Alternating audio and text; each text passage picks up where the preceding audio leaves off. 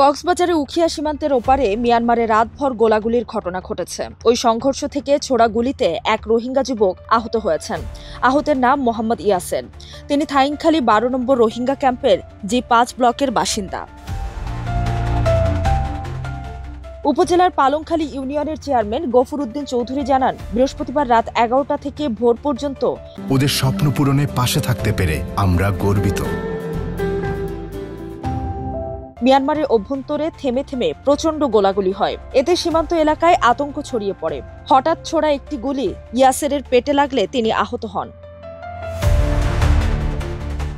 এদিকে মিয়ানমারের জান্তা বাহিনীর বিরুদ্ধে বিদ্রোহী সংগঠন আরাকান আর্মি ১.৫ বছর ধরে যুদ্ধ চালিয়ে যাচ্ছে। তারা ইতোমধ্যে রাখাইনের অধিকাংশ শহর ও ২৭১ কিলোমিটার সীমান্ত নিয়ন্ত্রণে নিলেও সেখানে এখনও সংঘাত অব্যাহত রয়েছে।